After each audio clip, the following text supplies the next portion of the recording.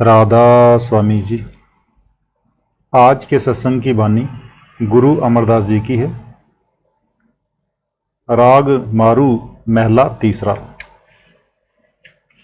निश्चल एक सदा सच सोई। ये बात विचार करने योग्य और समझने योग्य है कि जब तक हमें वह परमेश्वर वाहे गुरु या अकाल पुरुष नहीं मिलता, तब तक हम किसके साथ प्यार करें, किसके साथ मोहब्बत करें और किसकी पूजा करें। इस मकसद को पाने के लिए आप सारी दुनिया को सामने रखो। दुनिया 5 तत्वों की बनी हुई है: मिट्टी, पानी, आग, हवा और आकाश, और इनकी 5 ही किस्में हैं। पहली वह जिसमें एक तत्व प्रबल है, बाकी 4 तत्व भी हैं मगर नामात्र। अगर मन भर साग को सुखाएं तो शायद 4-5 सेर रह जाए। क्या 35-36 सैर पानी था जो कि उड़ गया? बाकी कुछ मिट्टी भी है, आग भी है, हवा भी है।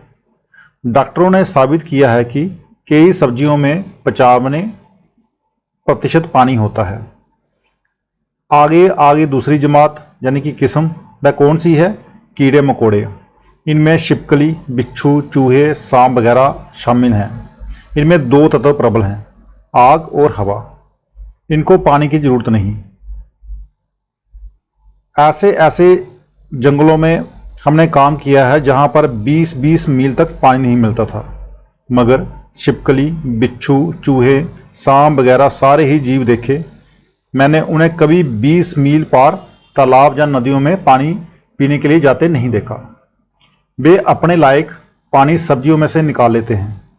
इन सभी में जहर होता है। खासकर उन जंगलों के सांप बिच्छू का काटा हुआ आदमी इतनी जल्दी मर जाता है कि पानी भी नहीं मांग सकता था। तीसरी जमात में 3 तत्व प्रबल हैं, आग, हवा और पानी। वह कौन सी है? पक्षियों की। चौथी क्लास कौन सी है? पशुओं की। इनमें आकाश तत्व की कमी है। बाकी 4 तत्व आग, हवा, मिट्टी और पानी पूरे हैं। आदमी में 5 तत्व पूर्ण है। अगर सारी दुनिया में कोई उत्तम और श्रेष्ठ जन्म है तो वह आदमी का है। हमारे वेद शास्त्र कहते हैं कि देवी देवता भी जिनकी हम पूजा करते हैं मनुष्य जन्म के लिए तरसते हैं। मुसलमान कहते हैं कि आदमी को सभी फरिश्तों ने सजदा किया है। अगर 5 तत्वों वाला आदमी एक तत्व वाले पत्थर की पूजा करे तो वह क्या बनेगा? पत्थर। मिसाल के तौर पर अगर कोई बादशाह के नौकर की सेवा करे तो वह नौकर उसको क्या बना देगा? नौकर। इसी तरह अगर आदमी चेतन होते हुए जड़ की पूजा करे तो वह जड़ वस्तु उसे क्या बनाएगी? जड़। पीपल, तुलसी और अन्य पेड़, मतलब कि जितने एक तत्व वाले जीव हैं वे हमारी पूजा के योग्य नहीं। बाकी रही दूसरी जमात कीड़ों आदि की, जिनमें 2 तत्व प्रबल हैं। हमारे अंदर 5 तत्व हैं, इसलिए वे भी पूजा के योग्य नहीं। तीसरी जमात पक्षियों की है। वे भी पूजा के योग्य नहीं, क्योंकि उनमें 3 तत्व प्रबल हैं और आदमी में 5 तत्व। चौथी जमात पशुओं की है। वे भी पूजा के योग्य नहीं, क्योंकि उनमें 4 तत्व हैं और आदमी में 5 तत्व। केवल आदमी में ही पूरे तत्व हैं। आदमी से बढ़कर और कोई पूजा के योग्य नहीं। चरवाकों, जिसको हम नास्तिकों बोलते हैं, नास्तिकों के सवालों का जवाब आज तक किसी ने नहीं दिया। सभी मजहबों के मुखियाओं को संबोधित करके वे कहते हैं कि जो तुम्हारा परमेश्वर है दिखाओ, वह कहाँ है? उनका दावा है कि परमात्मा है ही नहीं। इसी तरह देव समाज जैसे मत को मानने वालों से पूछो, वे भी कहते हैं कि परमात्मा है ही नहीं, अब परमेश्वर मिला नहीं। दूसरा, वह इन आंखों से देखने दिखाने वाली चीज़ नहीं। आदमी की, जबकि वे बराबर हैं, पूजा नहीं करता। क्या किया जाए? तो संत कहते हैं, जिस तरह एक तार कलकत्ता, बंबई या किसी और शहर के साथ जुड़ा है, उसके सिरे पर 2 यंत्र होते हैं जिन्हें बैटरी भी कहते हैं। उस तार का जिस शहर से संबंध है वहाँ एक बैटरी खबर लेती है और एक खबर देती है। अगर हम उस कमरे में 10-20 बैटरियां ऐसी पड़ी हों जो कि उस तार से नहीं जुड़ी हों, तो क्या वे खबरें लेंगी? हरगिज नहीं। इसी तरह जो महात्मा कमाई करके पर्दा खोलकर अंदर रूहानी मंडलों पर जाते हैं, मालिक से बात करते हैं, उनकी बैटरी का तार मालिक के साथ जुड़ा हुआ है। हम ऐसे महात्मा के पास क्यों जाते हैं? इसलिए कि उनकी बैटरी जुड़ी हुई है, हमारी भी जोड़ दें। हम चाहें उस उस्ताद कह दें, गुरु कह दें या कुछ और, मगर वह नहीं कहता कि मैं गुरु हूँ, बल्कि कहता है कि मैं सेवादार हूँ। गुरु अर्जुन साहब ने कहाँ कहा है कि मैं गुरु हूँ, बल्कि वह तो कहते हैं, कहो नानक हम नीच कर्मा शरण परे की राखों शरण। गुरु रामदास जी कहते हैं, नानक गरीब डह पइया द्वारे हर मैल लेओ बड़ियाई। उनका फरमान तो केवल ये है कि हे शिष्य, तू एक बार पर्दा खोलकर हमारे साथ अंदर चल तो सही। जब अंदर हमारी हैसियत देखेगा तब जो मर्जी हो कह लेना। जब तक हमें परमेश्वर नहीं मिलता, हमारी पूजा के योग्य केवल वही महात्मा है जो अंदर जाता है। खंड, ब्राह्मण, ईश्वर, परमेश्वर सभी हमारे अंदर हैं। बाहर से किसी चीज को लाने की जरूरत नहीं। सतगुरु और कुछ नहीं करता, सिर्फ आपकी रूह को उस शक्ति के साथ जोड़ देता है। सतगुरु ये नहीं कहता कि आप अकेले जाओ, बल्कि जब आप 9 दरवाजों को छोड़कर 10वीं गली में चढ़ो, उससे भी आगे चढ़ो, वह हर मंजिल पर साथ है। फिर वह ये भी नहीं कहता कि कामकाज छोड़ दो, बल्कि घर बार बाल बच्चों में रहकर अपना कामकाज करते हुए पर्दा खोलो और देखो कि तुम कौन हो। वह तो दोनों हाथों में दांत लिए खड़ा है। आप देखते हो कि महात्मा इतना कहता है, मगर हम नहीं मानते। वजह यह है कि मन हमारा दुश्मन है जो अंदर नहीं जाने देता।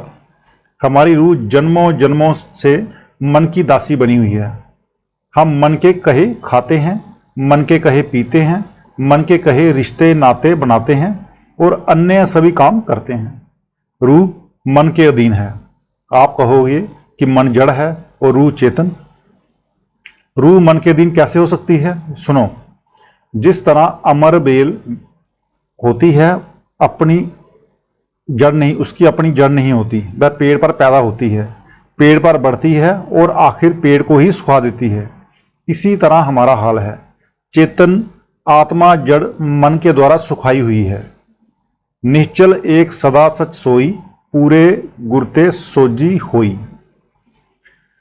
ये तीसरी पातशाही श्री गुरु अमरदास जी महाराज जी की बानी है।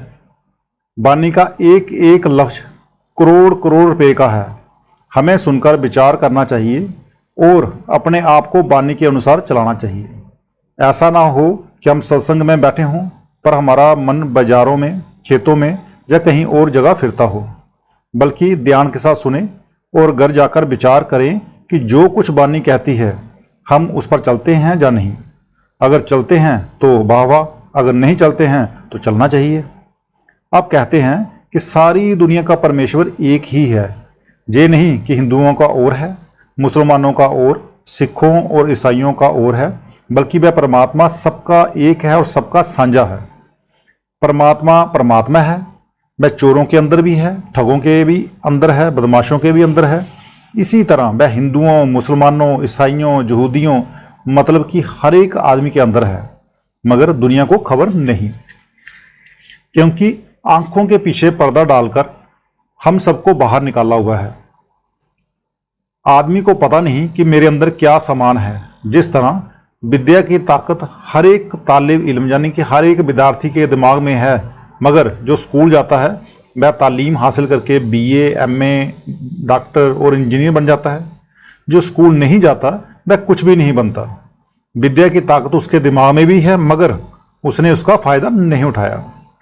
जिस तरह किसी के घर करोड़ रुपया दबा हुआ हो, मगर वह उसे खोद कर ना निकाले, बाहर कोड़ी कोड़ी मांगता मर जाए, वह खाली आया और खाली ही चला गया।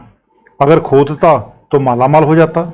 इसी तरह वह खुदा परमेश्वर हमारे अंदर है। अगर हम अंदर नहीं खोजते तो खाली आए और खाली चले जाएंगे। अब सवाल पैदा हुआ कि वह अकाल पुरुष जो सारी दुनिया का एक ही है, उसका पता कहाँ से लगे?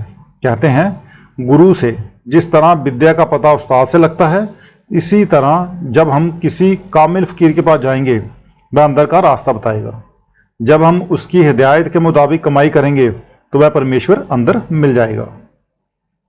परमेश्वर ना वेदों में है, ना शास्त्रों में, ना ग्रंथों में। अगर किताबों में होता तो सबसे पहले गुरुद्वारे के बाइयों और मस्जिद के मौलवियों को मिलना चाहिए, मगर ऐसा तो नज़र नहीं आ रहा। और जब तक वह ना मिले हमारा जन्म मरण खत्म नहीं हो सकता। हमारे मन के कहे लगकर कभी नरकों में, कभी स्वर्गों में और कभी 84 में ठोकरें खाई। गुरु अमरदास जी कहते हैं कि हे पुरुष, अगर तू जन्म मरण खत्म करना चाहता है तो किसी पूरे गुरु कामिल मुर्शिद के पास जा। वह तुझे अंदर जाने का रास्ता देगा। तू कमाई करके पर्दा खोलकर परमेश्वर से मिल जाएगा और परमेश्वर रूप हो जाएगा। आज का सत्संग इतना ही। मिलते हैं कल के सत्संग में। राधा स्वामी जी।